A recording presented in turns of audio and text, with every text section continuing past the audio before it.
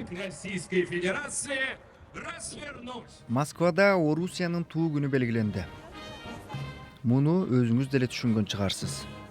Жада калса Украина аскерлери Орусиянын аймагына басып кирген чакта да сыймыктануунун, мекенчилдиктин, Орусиянын күчүнө ишенүүнүн күнү белгиленүүдө.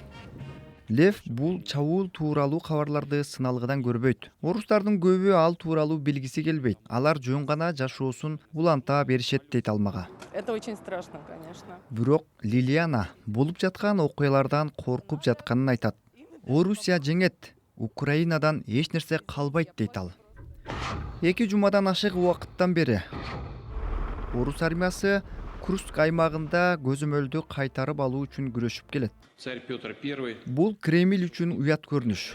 Триколор объединения. Бирок президент Путин желек күнүн орус жоокерлерин мурда жана азыр мекенин коргогону үчүн мактоо максатында колдонду.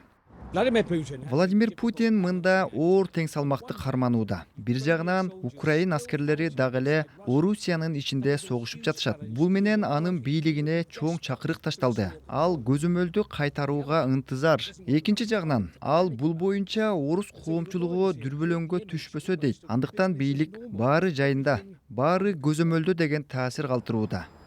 Бирок орустар аны сезбей жаткандай. Айрыкча азыр аскерге чакырылган жаштар Курск облусуна жөнөтүлүп жатканына байланыштуу тынчсыздануу жана кооптонуу бар.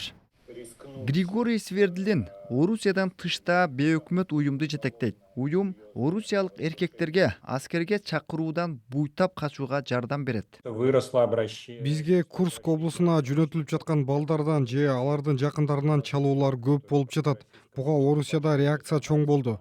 Согушка барууну чечкен контракттык жоокерлер ал башка маселе. Ал эми аскерге чакырылгандар такыр башкада. Адамдар алар өз ыктыяры менен барбасын түшүнүшөт. Бул орус командири ата-энелердин тынчсыздануусун четке какты. Эгерде аскерге чакырылган уулдарыңар өз мекенин коргобошу керек деп ойлосоңор, анда силердин же балдарыңардын өлкөгө кереги эмне дейт ал. Кремль Орусия өз туусунун алдында улуу державага айланганын айтат. Бирок анын Украинадагы согушу чоң белгисиздикти жаратууда.